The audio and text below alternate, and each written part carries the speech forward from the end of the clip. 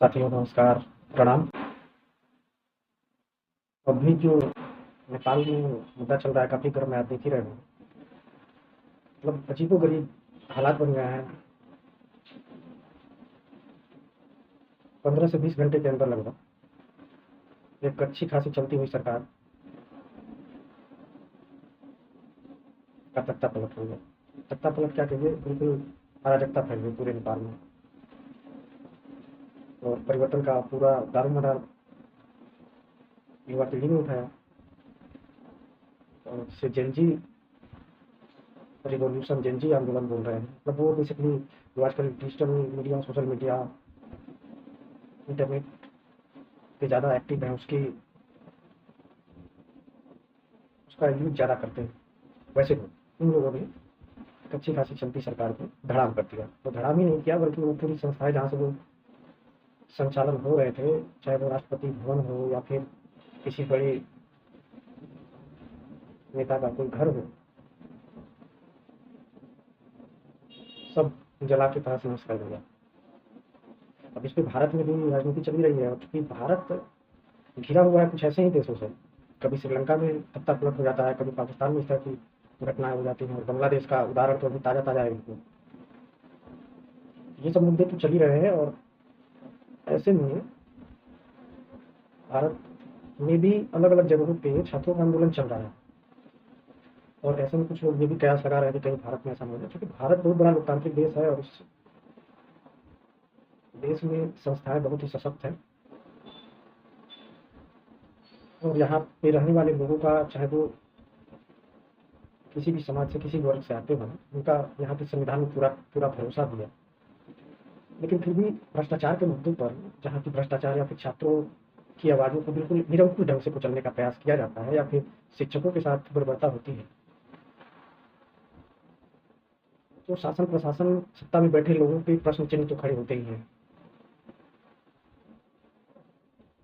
और नेपाल में जो सबसे बड़ा मुद्दा, चूंकि लगभग 20-22 लोगों का आंकड़ा जो है मृत घोषित किया गया, कई लोग घायल हैं, अब कितने आंकड़े बढ़ेंगे क्या होंगे वो तो पता नहीं है, लेकिन उससे जो नाराजगी सामने आ रही है,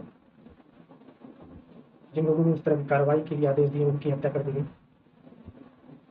तो भले ही एक लोकतांत्रिक देश में, जहाँ की जनता लोकतंत्र में भरोसा रखती है, लेकिन फिर भी अगर आसपास के क्षेत्रों से जहाँ पे इस तरह के मूवमेंट देखने को मिल रहे हैं, और उसका कारण भी बिल्कुल स्पष्ट समझ में आ रहा है कि भ्रष्टाचार, निरंकुशता, तो उससे सीख भी लेना जरूरी है।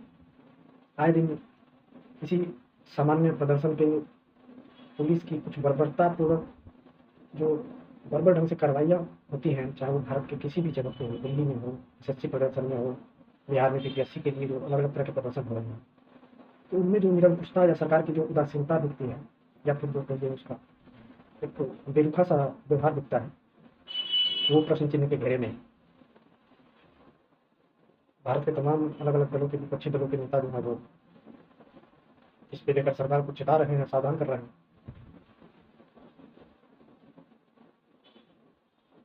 लेकिन असल मुद्दों की बात तो वो भी नहीं करते हैं। वो हर बात में ही सत्ता में जो दल है उसका विरोध करते हैं, भले ही वो उसके विरोध में पूरे देश का विरोध करते हैं, देश के खिलाफ ही चले जाओ।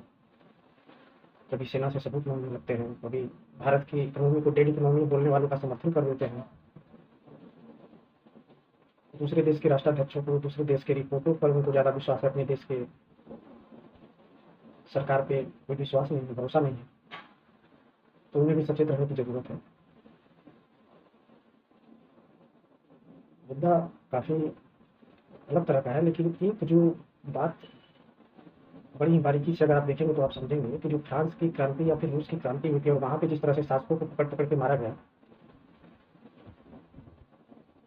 और ऐसी ही कुछ घटनाएं अलग अलग जगहों पे देखने को मिली। और नेपाल में आज जो पूर्व प्रधानमंत्री थे या फिर कोई मतलब नामचीन सत्ताधारी व्यक्ति थे, उन लोगों पे जिस तरह के प्रहार हुए, कुछ लोगों की मौत भी हुई है, तो ये एक चीज़ तो स्पष्ट करती है कि यदि जनता आक्रोशित हो जाए तो फिर ये जो निरंकुश शासन है उसको टूटना तो पड़ेगा ही, लेकिन फिर उसके पास कोई विकल्प नहीं बचता है। इसलिए समय रहते ही भ्रष्टाचार पे अंकुश लगाना काफ़ी आवश्यक है, चाहे वो अलग अलग राज्यों में किसी भी दल की सरकारें हों।